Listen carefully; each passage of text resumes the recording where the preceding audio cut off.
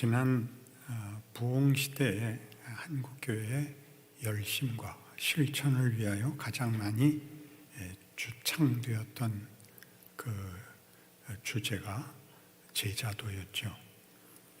우리의 삶을 하나님께 바치고 복음을 위하여 선교사가 되자 하는 일들이 한국교회의 큰 부흥과 연결되어 있습니다. 제자도 하면 생각나는 성경 구절이 마태복음 16장 24절로부터가 대표적입니다. 아무든지 나를 따르려거든 자기를 부인하고 자기 십자가를 지고 나를 쫓을 것이니라. 이건 우리 모두가 겪고 있어서 제자가 된 것이 틀림없는데, 마태복음 28장에 나오는 땅끝까지 가고 모든 족속을 제자로 삼는 일은 우리에겐 현실적으로 불가능한 일이라서 소수의 선교사들만 가고 우리 남은 이들은 그래서 보내는 자로 훈련을 받았습니다. 가든지 보내든지 하라, 이렇게 한국교회가 우리를 힘있게 하나님의 복음 사역에 동참케 했습니다. 그러나 오늘 제가 여러분과 함께 나누려고 하는 내용은 이 제자도가 우리가 이해한 것 안에 있는 내용이 얼마나 풍성하고 놀라운지를 좀 더 깊이 나누고 싶습니다. 요한복음 17장에 가면 18절 이하에 그 보내시는 일이, 말하자면 이 선교적 사역이라고 할 수 있는, 혹은 제자로서의 책임이라고 할 수 있는 이 보냄을 이렇게 설명합니다. 요한복음 17장 18절에서 24절까지인데요. 집에 돌아가셔서도 한 번 더 보시기 바랍니다. 아버지께서 나를 세상에 보내신 것 같이 나도 그들을 세상에 보내었고 또 그들을 위하여 내가 나를 거룩하게 하오니 이는 그들도 진리로 거룩함을 얻게 하려 함이니이다.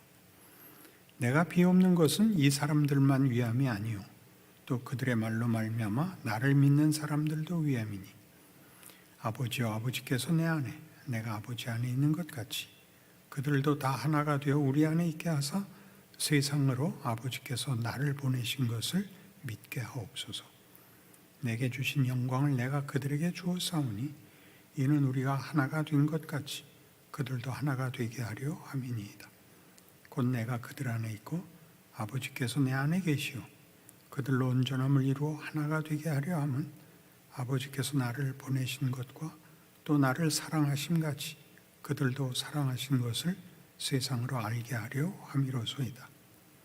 아버지여 내게 주신 자도 다 나 있는 곳에 나와 함께 있어 아버지께서 창세전부터 나를 사랑하심으로 내게 주신 나의 영광을 그들로 보게 하시기를 원하옵나이다. 여기는 뜻밖의 말씀이 있습니다. 아버지께서 나를 보내신 것 같이 나도 이들을 세상에 보냅니다. 그러니까 아버지께서 그 아들을 보내신 것 같이 예수가 이제 제자들을 보냄으로, 말하자면 예수의 오심을 제자들이 이어가고 있는 것이죠.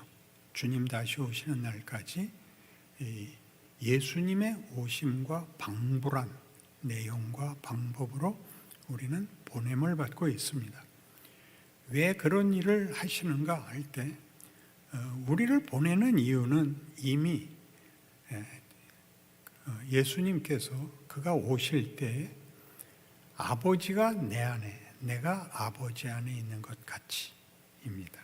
그들도 하나가 되어 우리 안에 있게 하사 아버지께서 나를 보내신 것을 저들로 알게 하옵소서입니다. 여기는 아주 신비한 내용들이 들어있죠. 아버지가 아들을 보낸 것 같이, 둘이 하나인데 성자 하나님을 보낸 것 같이, 그렇게 우리를 보내신다는 것은 성부와 성자가 하나이시면서 그 아들을 보내어 그 성부 하나님이 누구신가를 보이신 것 같이 우리를 보냄으로 예수가 누구인가를 보이십니다. 그러기 위해서 예수는 우리와 하나 되기를 원하십니다. 그 하나됨은 아예 근본부터 아버지께서 나를 보낸 것 같이 예수 안에 아버지가 있고 아버지 안에 예수가 있어서 하나인 그 아들이 오신 것 같이 우리를 보냄으로 우리가 예수 안에서 하나님과 하나됨으로 인하여 보냄을 받았다고 얘기를 합니다. 어렵죠?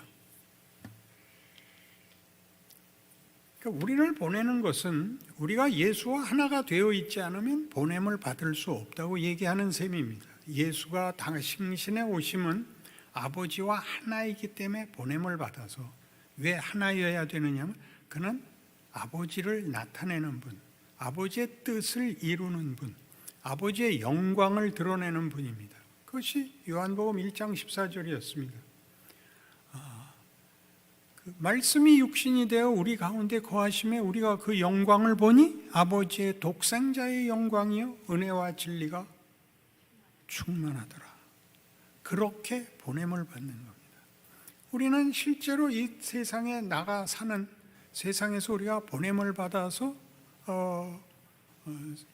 신자의 제자의 책임을 다하려는 현실 속에서 우리의 무력함을 늘 확인하는데 그것은 예수께서 육신으로 오셨기 때문에 가졌던 조건과 동일한 것입니다. 무한히 바다를 꾸짖을 수 있고 오병이어의 기적을 행할 수 있고 죽은 자를 살릴 수 있는 분이 인간의 굴레 속에 자기 묶여 그 속에 들어오신 형태로 조건으로 이 땅에 오셔서 우리 손에 억울하게 죽을 수 있는 그런 조건으로 아버지의 일을 이룬 것 같이 우리가 늘 후회하고 한탄하는 나는 갈 수도 없었고 나는 보낼 수도 없고 내 인생은 그냥 이게 뭔지 모르는 인생을 사는 거에 불과합니다 라는 데에 대해서 다시 생각해봐라 그런 얘기죠. 예수는 영광과 권능 속에 권력을 잡고 오시지 않고 권력을 행사하시지도 않고 우리가 밀고 당기는 거에 그냥 붙들려 흔들리듯이 골고다를 향하여 올라가셔야 됐던 길이 아버지의 뜻이고 방법이고 그 신비였던 것처럼 우리가 누구인가에 대하여 마태복음 28장 하나만 들고 얘기하면 땅끝까지 모든 족속 이러는 어떤 거대한 임무, 거대한 하나님의 개입 같은 것들을 상상하겠지만 예수 자신의 성육신을 생각한다면 그것은 모든 조건이 모든 어떤 기회가 다 막힌 상태로 오셔서 아버지의 뜻이 성취되는 모습으로 우리가 다시 자신을 조명할 수 있어야 되는 것입니다. 그러니 우리가 나는 땅끝까지도 모든 족속에게도 그들을 가르친 적도 없습니다 라고 얘기를 한다면 마태복음 25장에 나오는 바와 같이 그날에 주께서 마지막 심판 때를 설명하시면서 칭찬받는 사람들과 꾸중을 들어야 하는 사람들을 나눕니다. 염소와 양을 나누는데 너희들은 내가 헐벗었을 때 입혔고 내가 굶주렸을 때 먹였고 내가 갇혔을 때 돌봐줬다. 주여 우리가 언제 주께서 헐벗은 것을 보았으며 굶주리는 것을 보았으며 갇힌 것을 보았길래 우리가 이런 큰일을 했단 말입니까? 너희가 내 이름으로 이런 어린 소자 하나에게 한 것이 내게 한 것이다. 무슨 뜻이죠? 그러니까 여러분의 땅끝은 여러분 자리인 것입니다. 거기 여러분이 보내진 것입니다. 이 시대, 이 나라, 이 환경, 여러분의 가정, 누구의 어머니고 아버지고 아들이고 딸이고 한 자리에 하나님이 여러분을 보낸 곳입니다. 거기에 여러분이 늘 불만하는 것, 나는 좀 더 보람찬 일을 할 수 있었으면 좋겠습니다. 하나님 왜 저한테는 큰 일을 맡기지 않습니까? 내가 너를 이미 불렀고 세웠고 충만케 했고 그리고 너한테 땅끝으로 보냈다. 네가 밤낮 원수라고 하는 네 자식이 내가 보낸 족속이다. 너 그들 앞에 서라. 이렇게 된 거죠. 그러니까 우리 모두가 사실은 이건 아니라고 생각을 하고 이런 거대한 꿈을 꾸기 때문에 할 수 없는, 보내진 곳은 외면하고 자기가 기대하는 곳을 가겠다고 하는 바람에 늘 할 수 없는 기대 속에서 살게 됩니다. 보란 듯한, 사람들이 다 인정하는 위대한 일을 하고 싶은 바람에 사소한 일.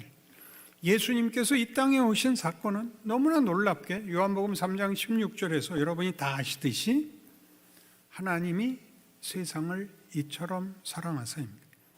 그 사랑은 예수 믿는 자들입니까? 안 믿는 자들입니까? 예수님 오시기 전에 예수를 믿는다는 것은 이미 조건일 수 없는 때 오시는 것 아닙니까? 죄인들을 위하여 왔다. 나는 죄인들의 친구라. 그런 말들. 하나님이 세상을 이처럼 사랑하사 독생자를 주셨으니 저를 믿는 자마다 멸망치 않고 구원을 얻게 하려 하심입니다. 우리는 뒤에서 이분법으로 딱 나눠버렸습니다. 나는 믿었고 너는 안 믿었다. 나 안 믿을 때 온 겁니다. 지금 안 믿는 사람들이 언제 믿을지는 우리가 모릅니다. 그리고 안 믿는 우리를 위하여 하나님은 그때 성자 하나님이 그때 오시는 것입니다. 죄인들을 불쌍히 여기로 사랑하러 오십니다. 그러나 우리는 심판합니다. 우리의 못난 짓은, 기독교인들이 하는 가장 큰 못난 짓은 나는 믿었고 너는 안 믿었다 때문에 본인의 분노와 본인의 책임을 얼버무리는 것입니다. 예수께서 죄인들을 위하여 이 땅에 오신 것 같이 믿지 않았던 시대, 믿을 수 없는 하나님의 구원을 우리에게 증거하시기 위하여 인간으로서의 33년을 보내십니다. 역사의 한가운데 실컷 죄 지은 역사 속에 들어와서 과거의 죄와 미래의 죄를 다 구속하러 오십니다. 시간적으로 제한이 있고 공간적으로 제한이 있는 자리, 유대 땅에 겨우 33년.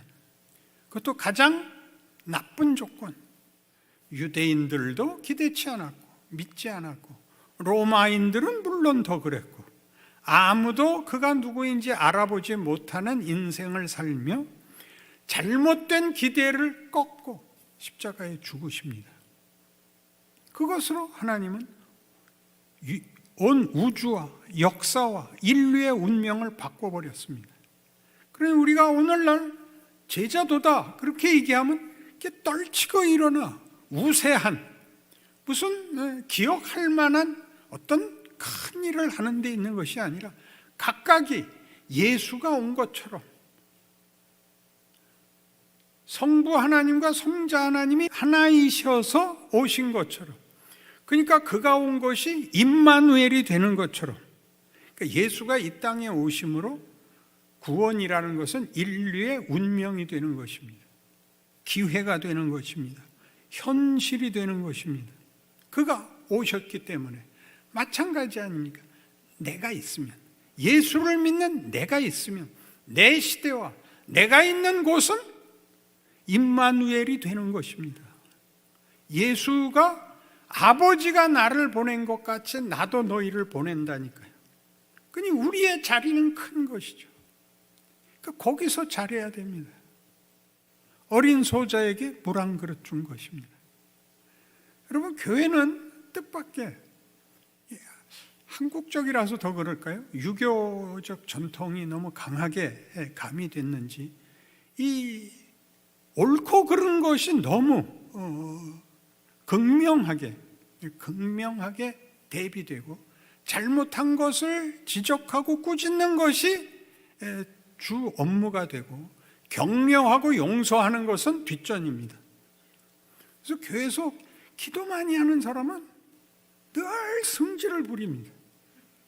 자신이 있어서 자기가 하는 일이 잘못을 지적하는 일이 그게 잘하는 일이라고 생각합니다. 여러분, 자식들을 길러봤으니까 다 아시겠지만 말 듣는 자식은 없습니다. 말을 잘 듣는 건 그건 어딘가 잘못된 겁니다. 왜 애들은 말을 안 들어야 하냐면 납득이 안 돼서.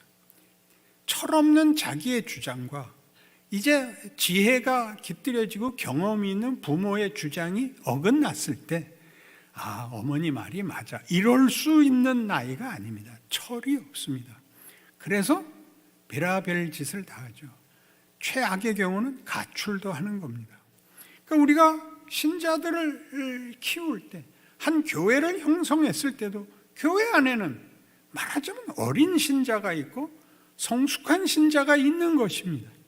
거기서 부모 노릇도 해야 되고 자식들이 어떤가도 잘 끌고 가야 됩니다.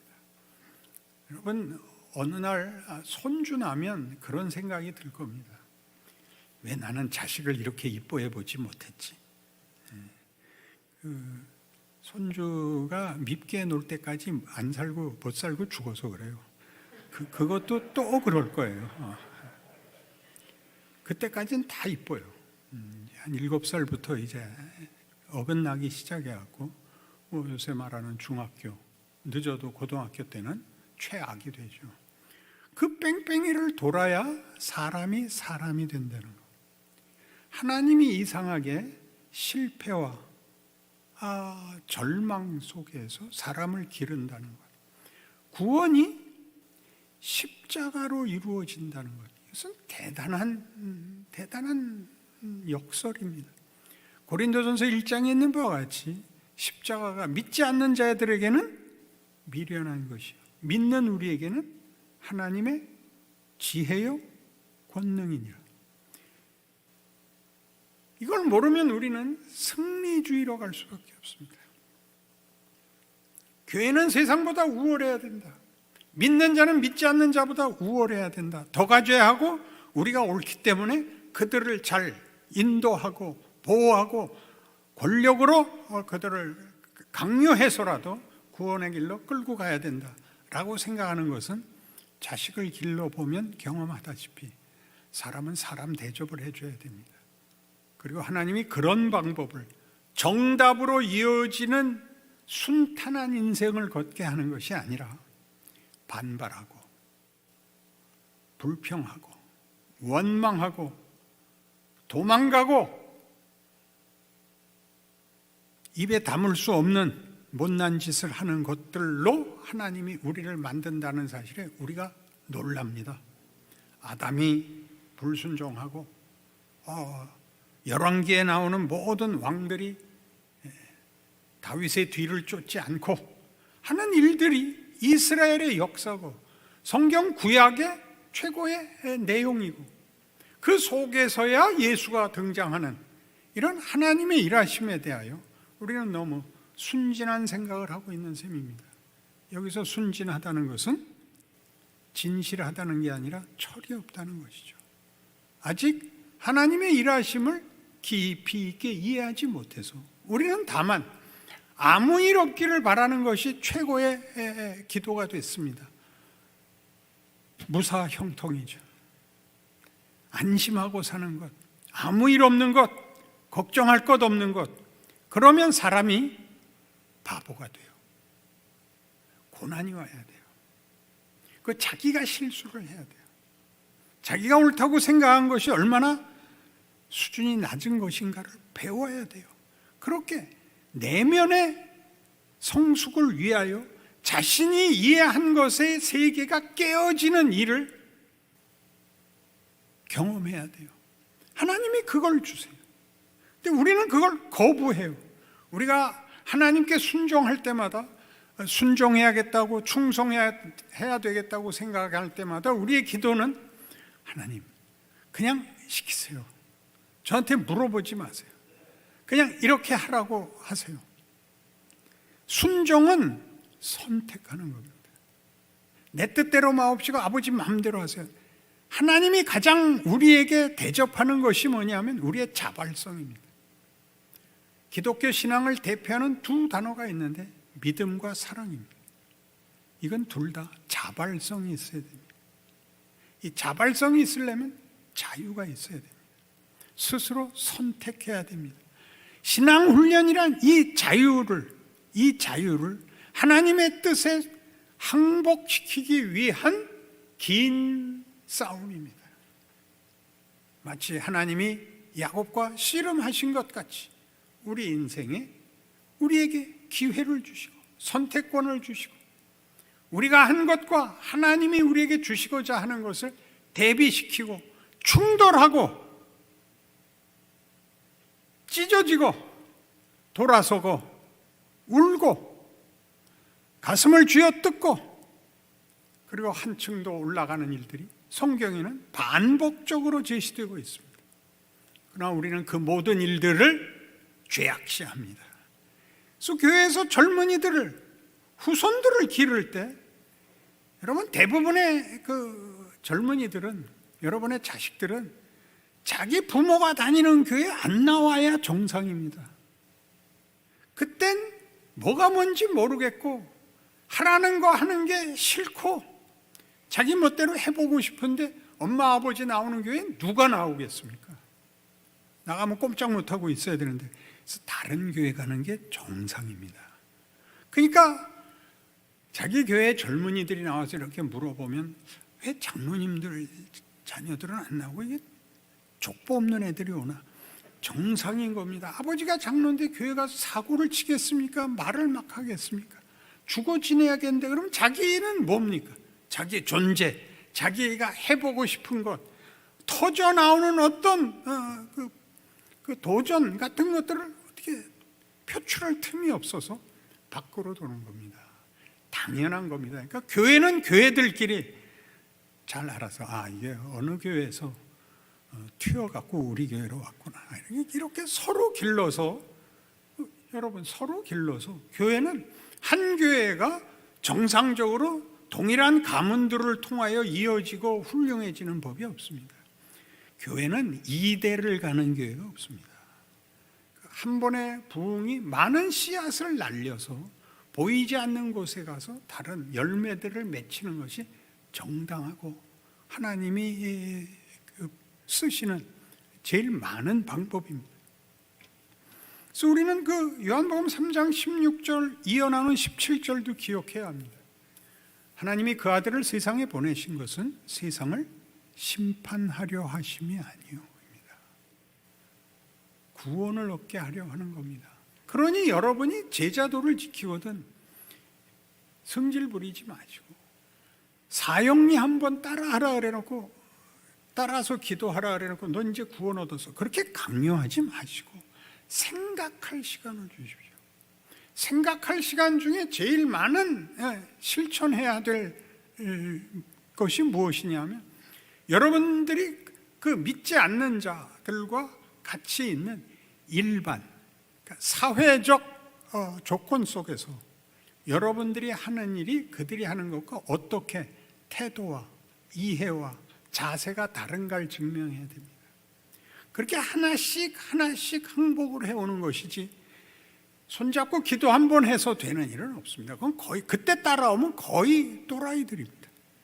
생각을 해보십시오. 어떻게 기도 한 번 하고 예수를 믿는단 말입니까? 두고 보는 거죠.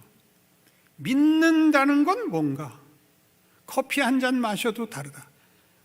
커피 마실 때도 기도한다. 옛날부터 아우성쳤어요. 5,000원짜리 이하에는 기도하지 마라. 시도 때도 없이 기도해. 차 타면 운전대 잡고 기도하고 택시 타면 뒷자리에 앉아서 기도하고 뭘 하는 거예요? 길 가다 교통사고로 죽지 않게 해주십시오. 하나님을 뭘로 하는 거예요? 하나님이 술 드시고 뭐 집어 던지시는 분이 왜 이렇게 겁들을 먹어요? 예수 믿는 거를. 여러분에게 주어진 하나님을 아버지라 부르는 자의 참된 모습이 일상 속에서는 어떻게 표현이 되는가입니다. 그러니까 교회에서도 제일 먼저 해야 되는 신앙 훈련이 뭐냐면 만났을 때 반가워해야 됩니다. 이걸 안 해요. 반가워해야 돼요. 아무개 집사님 반갑습니다. 그럼 우린 꼭 그래요. 너 뭐 잘 못 먹었니? 우리는 친절하게 구는 것이 아첨꾼이나 사기꾼만 하는 걸로 돼 있어서 가장 상식적인 예의를 갖추지 않습니다. 반갑습니다. 안녕하세요. 별일 없으시죠? 이걸 하셔야 됩니다. 그 이상은 물어보지 않는 겁니다. 길 가는데 이렇게는 묻지 마십시오. 목사님 어디 가세요? 안 가르쳐 주겠습니다. 난 그렇게 하죠. 반갑다는 표시인 건 제가 압니다. 근데 우리는 인사법이 그런 것밖에 없습니다. 그럼 이제 다시 생각하셔야 돼요. 교회를 올 때 어떤 자세로 온다? 기대를 갖고 온다. 반가운 사람을 만나러 온다. 물론 하나님을 만나러 온다. 만나는 사람들에게 내가 반가운 존재여야 한다. 인상 쓰고 있으면 죄다. 여러분의 속 얘기를 다 까발리지 마라. 내가 책임져야 하는 일까지 얘기를 해서 자기 책임을 옆 사람한테 집어던지지 마라. 꼭 해야 될 얘기는 하나님 앞에 해라. 이런 일들이 우리는 잘 일어나지 않습니다. 자기가 책임져야 할 일을 꺼내놓음으로써 자기가 져야 하는 책임이 이 사람에게 넘어가고 나는 했으니까 상관이 없어. 속에 있는 거 다 회개한다는 이름으로 하나님 앞에 다 까발려 놓으면 이제 다 하나님 책임이야. 이렇게 넘어가는 건 없습니다. 그가 자기 속을 누구에게 얘기할 수 있는 것은 대단히 복된 일이지만 짐이 벗겨지는 일은 없습니다. 그 책임은 져야 됩니다. 이게 제자도입니다. 그래서 로마서 12장에 가면 성경은 아주 구체적으로 신자의 이 제자도를 우리가 보내진 자리에서 어떻게 살아야 되는가를 이렇게 놀랍게 소개하고 있습니다. 12장, 로마서 12장입니다. 14절부터 봅니다. 너희를 박해하는 자를 축복하라. 축복하고 저주하지 말라. 즐거워하는 자들과 함께 즐거워하고 우는 자들과 함께 울라. 서로 마음을 같이하며 높은 데 마음을 두지 말고 도리어 낮은 데 처하며 스스로 지혜 있는 채 하지 말라. 아무에게도 악을 악으로 갚지 말고 모든 사람 앞에서 선한 일을 도모하라. 할 수 있거든 너희로서는 모든 사람과 더불어 화목하라. 내 사랑하는 자들아 너희가 친히 원수를 갚지 말고 하나님의 진노하심에 맡기라. 기록되었을 때 원수 갚는 것이 내게 있으니 내가 갚으리라고 주께서 말씀하시니라. 네 원수가 줄이거든 먹이고 목마르거든 마시게 하라. 그러므로 네가 숯불을 그 머리에 쌓아놓으리라. 악에게 지지 말고 선으로 악을 이기라. 악에게 지지 말고 선으로 악을 이기라 할 때 선으로 감동을 시키겠다는 게 손양원 목사님이 한 겁니다. 선으로 악을 이기려는 일에 가장 선두주자입니다. 그러나 그것은 사실은 일반적 방법일 수는 없습니다. 그것은 본인은 보상을 받으셨지만 가족들은 다 그 상처로 죽어났습니다. 그게 선으로 악을 이기는 방법이 아닙니다. 선으로 악을 이기라는 것은 악한 놈이 악하게 굴 때 유혹받아서 딸려 들어가지 마라. 너는 선을 행해야 되는 내 자리를 빼앗기지도 영향받지도 마라. 이게 선으로 악을 이기랍니다. 우리는 선한 자리에 불려와 있습니다. 악한 것은 모양이라도 버리라입니다. 그러니까 표정을 잘 하셔야 됩니다. 좋은 말 하셔야 되고 할 말이 없으면 가만히 웃고 계십시오. 너 왜 웃어? 난 원래 그래. 유머도 없고 이런 더 깊은 더 큰 이렇게 분명한 것이 싸우는 것이 아니라 뭐가 뭔지 모를 만큼 바다 같고 숲속 같은 이런 신앙으로의 발전, 그런 모습들을 한국교회에서 여간해서 찾아보기 힘듭니다. 배운 적이 없어서 그렇습니다. 그저 다 자책하기 바쁘고 원망하기 바쁜 게 전부인데 그렇지 않습니다. 예수님은 그의 생애 내내 이 말을 하십니다. 내가 아버지의 기뻐하시는 일을 행함으로 아버지께서 나와 항상 함께 하시는도다. 놀랍죠? 오늘 마태복음 28장 끝절도 그거 아닌가요? 볼지어다 내가 세상 끝날까지 너희와 항상 함께 있으리라 입니다. 그러니 우리가 임마누엘이죠. 그 명예와 위대함과 하나님이 우리를 들어 쓰시는, 하나님이 우리를 대접하시는 예수 믿는 자들을 불러 무엇을 하시는지를 깨우치는 여러분의 자리, 조건, 시대, 여러분 각각의 한계, 나한테 뭐가 좀 더 있었더라면 건강, 부, 권력, 지위 뭐 이런 거 전부 아니요, 성육신입니다. 여러분이 보내진 곳에 그들과 동일한 조건 속에서 무한하신 하나님이 육신을 입어 죄인들의 자리에 오시는 방법으로 하나님은 일하셨고 승리하셨고 지금 일하고 계시고 그 현장에 여러분이 있습니다. 옆 사람 쳐다볼 거 없이 여러분이 주인공입니다. 이 인생을 사는 기쁨과 영광과 감사가 늘 충만하시기를 바랍니다. 기도하십시다. 하나님 아버지, 우리의 존재와 우리의 인생과 현실은 참으로 놀라운 것입니다. 하나님의 권능이며 하나님의 지혜이며 하나님의 신비입니다. 이 사실을 깨닫는다면 지금과는 다르게 살아야 마땅합니다. 그렇게 살아내는 믿음의 승리가 우리 여기 모인 모든 성도들과 인생이 되게 하여 주옵소서. 예수님 이름으로 기도합니다. 아멘.